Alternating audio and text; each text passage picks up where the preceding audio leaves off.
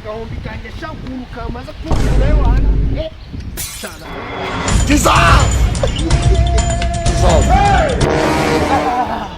mwarenga agahombi kanjye wewe agahombi kanjye maze gukorera ubuzima bwawe wewe nta kibazo cyo uzahura n'abazakwemeza sha kandi uzanakenyuka ariko uzaba n'ikimara wewe Yesu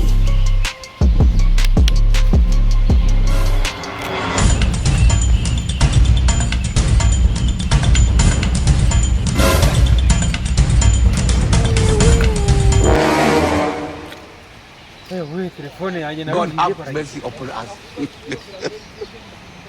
telefone koza amafaranga mu magana abiri ntago yajyana kuri yagiye kujya ku mukuru urayigarura byanga wabyeme urayigarura uretse shora uzakenyuka uretse Yesu ese nuvuga ko Imana ntazi ko irahari ariko ntabwo tuyizi yankuba ko mwayoroje ikaba yakufite Jean Pierre kandi yakwita Claude God have mercy upon us.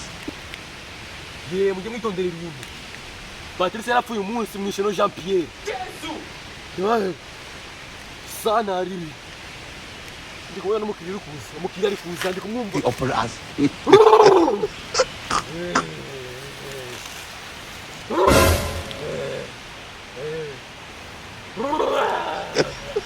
Hey! Kami mo ito komong.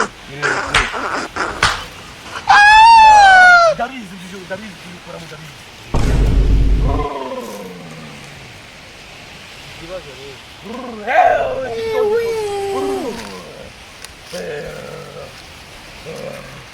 Kandi ujya kubayo. Kandi vuga. Bayidi. Jambe nambe. Amafaranga. Nobiri tano kucha.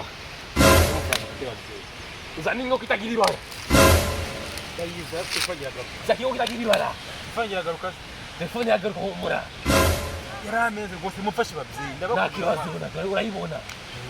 Ubimore. Fashe kabisa.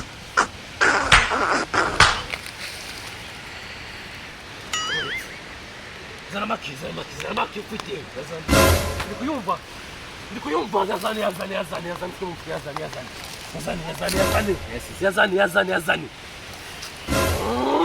yazani. Aya.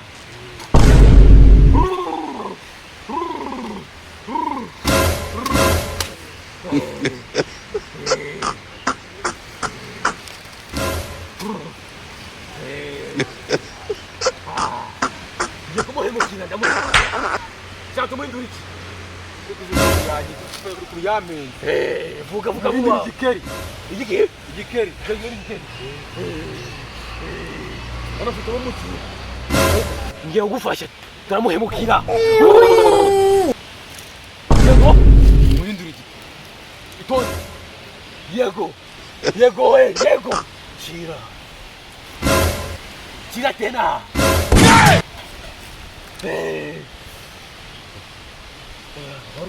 Baruka.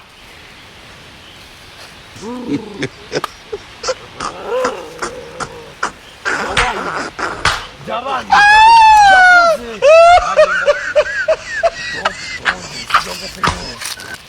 Jongo Ferro.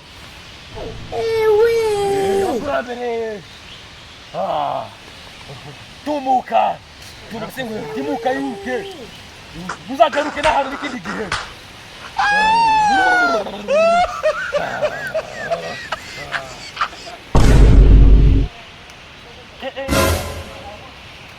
Ibi bibazo ndagasinyima procedure zira eti one yarakubiswe n'umuka mu imbere Jesus!